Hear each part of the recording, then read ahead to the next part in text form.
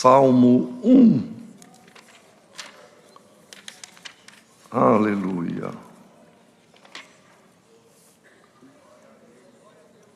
Salmo 1. Bem-aventurado o varão que não anda segundo o conselho dos ímpios, nem se detém no caminho dos pecadores, nem se assenta na roda dos escarnecedores. Antes, tem o seu prazer na lei do Senhor, e na sua lei medita de dia e de noite. Pois será como a árvore plantada junto a ribeiros de águas, a qual dá o seu fruto na estação própria, e cujas folhas não caem, e tudo quanto fizer prosperará. Não são assim os ímpios, mas são como a moinha que o vento espalha. Pelo que os ímpios não subsistirão no juízo, nem os pecadores na congregação dos justos, porque o justo conhece o caminho dos justos, porque o Senhor conhece o caminho dos justos, mas o caminho dos ímpios perecerá. Amém. Queridos irmãos e irmãs, também as pessoas testemunhadas, amigos, amigas, e a tantos quantos Deus preparou de estar tanto aqui presencialmente, como de forma online, onde estiver. Este salmo é o primeiro salmo, bastante conhecido. A mocidade que tem memória boa e recita de cor, muitos têm memorizado inteiramente este capítulo. Mas, irmãos, a palavra de Deus é viva e eficaz. E uma mesma leitura da palavra, o Senhor, como um bom pai de família, desta família sagrada, como está escrito, Jesus falando numa parábola, ele diz: é como o pai de família que, vendo a família reunida, abre os seus tesouros, a arca do tesouro, e dali tira para a família coisas novas e velhas. Glória ao nome do Senhor. Então, este pai de família é Deus, a família é dos cristãos, todos que abraçaram com a fé que Jesus Cristo, Filho de Deus, veio trazer. E esta graça que também Ele gerou, que Ele, por bondade e por misericórdia, tomou os nossos pecados, se fez pecador por nós e morreu no nosso lugar. Glória ao nome do Senhor. Então, é aberta a arca do tesouro. A Bíblia Sagrada é uma arca de um tesouro inesgotável, de um tesouro de enorme, imenso, indizível valor, irmãos. E aqui tem o Velho Testamento e tem o Novo Testamento. E cada vez que a família se reúne, o pai de família tira deste bom tesouro coisas especiais, novas ou velhas, mas são firmeza para a nossa alma. E nesta tarde, irmãos, vemos aqui o salmista, que nem temos o nome dele, não sabemos quem foi, mas não importa. Sabemos que o Espírito Santo foi quem inspirou o salmista para escrever também este salmo. E diz assim: bem-aventurado o varão. É um termo um pouco arcaico, mas significa o homem, a pessoa humana. Aqui está entendido, irmão, independente do gênero, seja homem ou mulher, bem-aventurado a pessoa que, 3 requisitos: não anda dando ouvido e de acordo, segundo o conselho de pessoas ímpias. Segundo, não se detém, não fica detido, parado, esperando, no caminho do pecado e no caminho dos pecadores. São aqueles que sabem que tem que dar o primeiro passo do batismo, sabem que tem que guardar a palavra de Deus, mas falam: espera um pouco, eu estou detido aqui ainda, eu tenho esse compromisso, eu quero cumprir uma promessa, eu quero ainda desfrutar um pouco mais do pecado, eu ainda sou jovem, quando eu ficar velho eu me batizo. É a pessoa que se detém, fica parado, sabe da verdade, mas não põe em prática. E aqui o conselho de bem-aventurança, porque, irmãos, tudo é uma aventura. A pessoa que nasce neste mundo iniciou a aventura. Os pais, médicos, enfermeira, parteiras, em alguns lugares ainda, quando nasce, olha, é um menino, olha, é uma menina. Então, começou a aventura desta pessoa. Vai crescer com saúde? Não se sabe. Vai ter sucesso na vida? Não se sabe. Vai casar e ter filhos? Não se sabe. Vai chegar na meia-idade? Ninguém sabe. Vai ficar velhinho? Ninguém garante. É uma aventura. A vida humana é uma aventura. No final, a pessoa pode ter uma bem-aventurança, quer dizer, nesta aventura da travessia da sua vida terrena, conseguiu uma bem-aventurança. Ou pode sofrer uma desventura, não ser bem-aventurado, ter uma má aventura, perder a vida, perder o tempo e, pior, a maior desventura é perder a vida eterna. E a palavra dá aqui uma receita, como um bom médico. Quem quer ter uma bem-aventurança no final da sua jornada, tenha ela terminado na infância, na mocidade, na meia-idade ou na idade avançada, quem guardar estes requisitos vai ter uma bem-aventurança por ter obedecido a Deus. E o terceiro ponto da bem-aventurança é a pessoa que não se assenta, assentar no sentido de ter prazer, de ficar junto, de conviver e de compartilhar com pessoas escarnecedoras, pessoas que riem da vida dos outros, que caçoam, que zombam, que desdenham, que diminuem, que denigrem. Esses são os escarnecedores.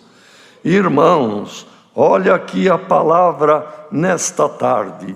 Assim como um bom médico, que alguém vem de longe para consultar, até traz um filho, traz a esposa, ou traz o marido, olha, vai comigo na consulta para ouvir bem o que o médico vai falar para nós. e vamos pedir para ele anotar ainda, e depois nós vamos seguir bem a anotação. Para quê? Para prolongar a vida, mais 1 ano, mais 5 anos, mais 10 anos, é só isto, mas a pessoa ouve atenta o seu médico. Ó alma que está ouvindo esta palavra, ó irmandade presente à distância, anota esta receita para ser um bem-aventurado, uma bem-aventurada na volta de Jesus Cristo. Então vamos rever aqui, irmão, o primeiro pedido: não andar, não dar ouvido, não fazer o que os ímpios fazem, mandam ou recomendam. Quem é o ímpio? O ímpio é toda pessoa, pode ser grande, pequena, rico ou pobre, sábio ou indouto, não importa. A pessoa que não crê em Deus, que não dá valor às coisas de Deus, que não aceita a palavra de Deus, que não tem Cristo. Cristo é a piedade. Quem tem Cristo é pio, quem não tem Cristo é ímpio. Glória ao nome do Senhor. Quem não aceita as coisas de Deus são pessoas ímpias.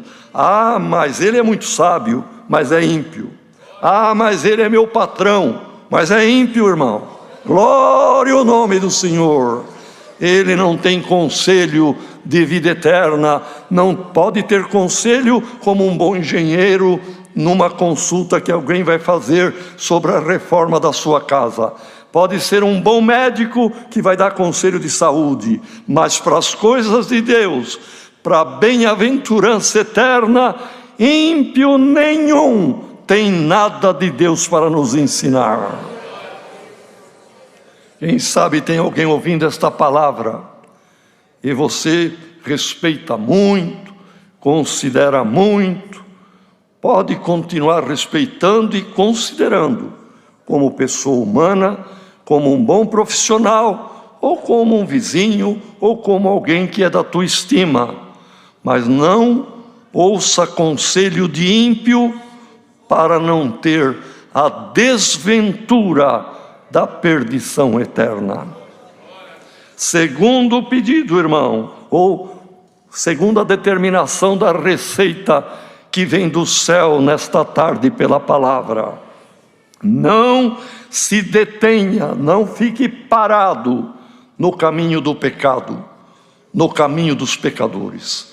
Não pode, esteja na fé, firme na fé, até o fim da vida, mas aqui com o Senhor, aqui no caminho, andando, ainda que passo lento, mas marcha, caminha no caminho do Senhor, e não no caminho, como diz aqui a palavra, de pecadores. Porque o fim do caminho do pecado e do pecador é a condenação eterna. E o fim do caminho de quem caminha em Cristo, pois ele mesmo disse: eu sou o caminho, a verdade e a vida, e ninguém vem a Deus, ele era Deus, a não ser por mim. Então, quem sabe alguém ouvindo esta palavra, olha, é a palavra de Deus respondendo à tua oração.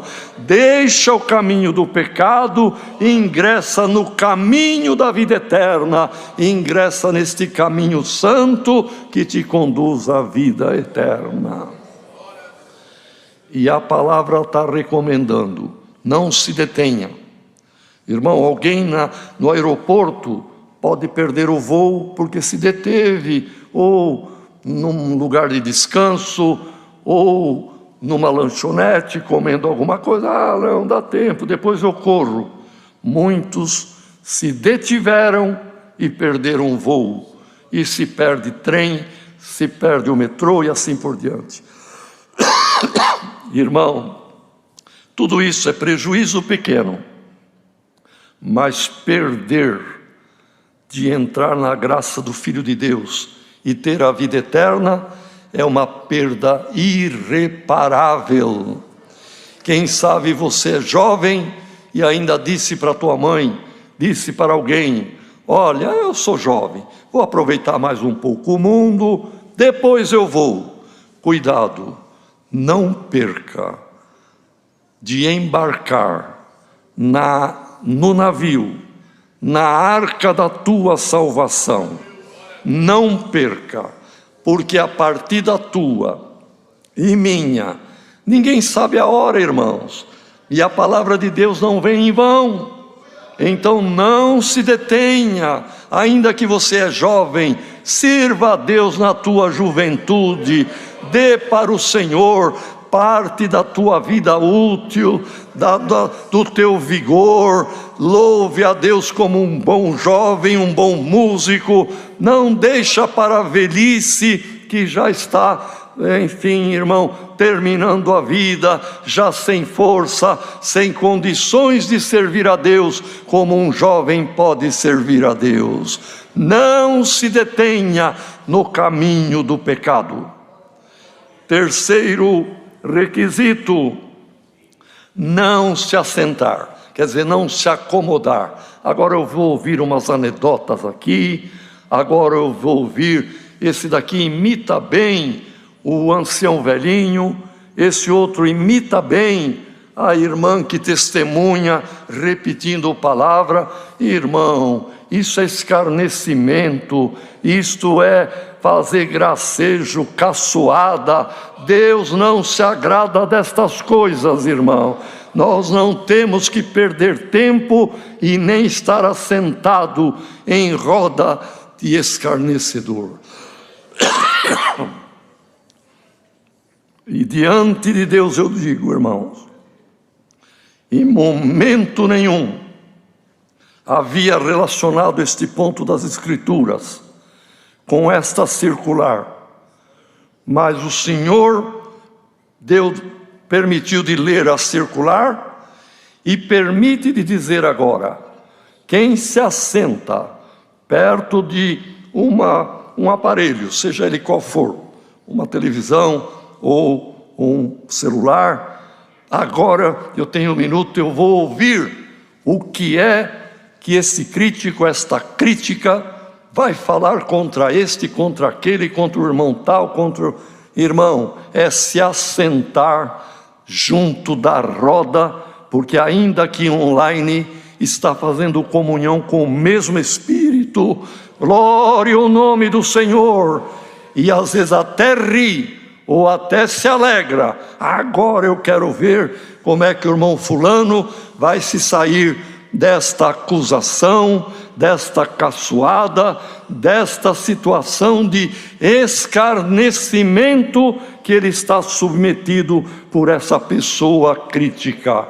Olha, irmão, não perca o teu tempo e guarde a palavra que Deus está mandando hoje. Glória ao nome do Senhor. Antes, voltando ao paralelo de ouvir um bom médico e de ouvir o médico dos médicos, o médico de alma, aquele que nos dá a vida eterna. Irmão, a pessoa que vai fazer uma consulta, doutor, então eu tenho que fazer isso, isso e mais isso. E o que eu não posso fazer? O que eu não posso comer? O que não pode? Aí ele vai falar, olha, não pode isso, não pode isso, não pode isso. Essa receita espiritual hoje tem o que devemos. Os 3 itens já descritos e falados e pregados aqui no verso 1. Mas agora vem o verso 2. Antes de ficar na roda de escarnecedor, dando ouvido a pecador e sendo uma pessoa que caminha no conselho dos ímpios, antes de fazer isto, faça isto: tenha prazer na lei do Senhor, na palavra, e nela medita de dia e de noite. Quem fizer o que está sendo dado ordem para fazer, no verso 1, ou melhor, o verso 1 é o que não é para fazer, não é? Não fazer o que o verso 1 recomenda. Fazer o que o verso 2 recomenda.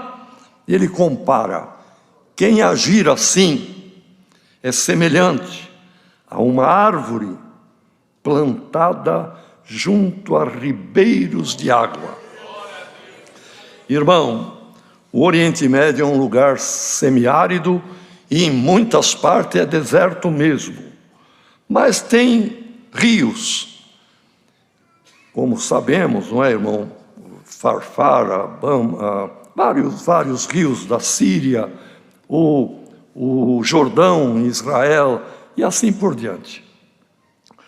Nesses lugares pouco chove, o índice pluviométrico é baixíssimo, mas uma árvore que está perto de um rio, de um córrego, mesmo que não chova, meses, anos até, mas as suas raízes se aprofundam e vão buscar a umidade, vão buscar a água, ela está perto do ribeiro. Então, as que estão longe do ribeiro, logo as folhas murcham e caem, ficam os galhos como que pedindo misericórdia, mas a árvore perto do ribeiro de água, as folhas não caem, está sempre verde, esperançosa, sendo uma árvore frutífera, na estação própria, dá o seu fruto e tudo para ela prospera.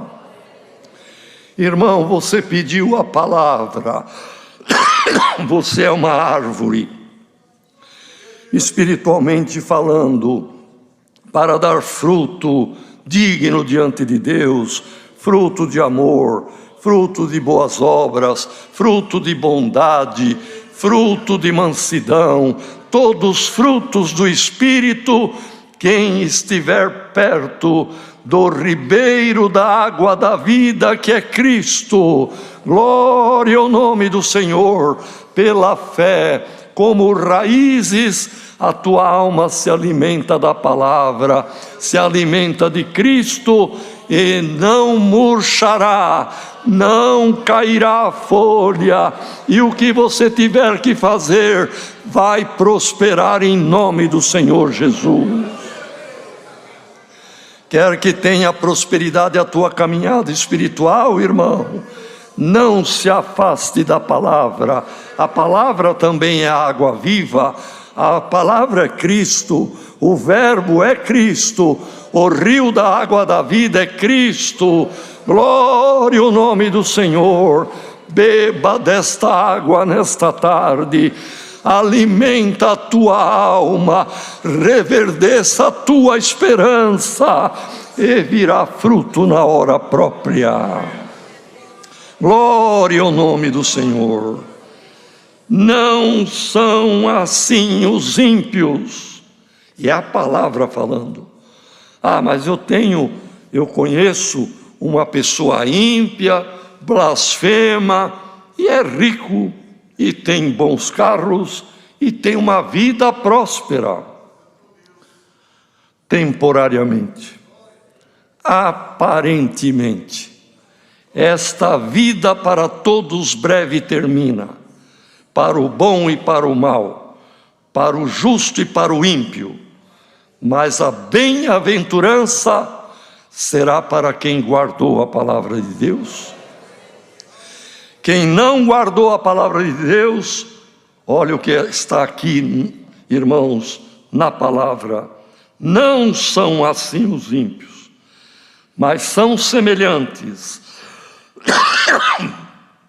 à moinha que o vento sopra, espalha e desaparece. O que é a moinha, irmão? A palavra foi escrita para o povo entender, e também na pregação, Deus guia o servo de Deus para dar exemplos, dar sinônimos, fazer explicações à luz da palavra, para nós compreendermos. E as parábolas, as metáforas, são recursos que os pregadores do passado recorreram. Também Jesus Cristo muito usou das comparações e das parábolas, e nesta tarde esta palavra tem várias comparações, várias metáforas. Comparou o justo com a árvore perto do ribeiro, e compara o ímpio, sabe com que, irmão? Com o pozinho fino que dá entre a casca do arroz, por exemplo, e o grão de arroz.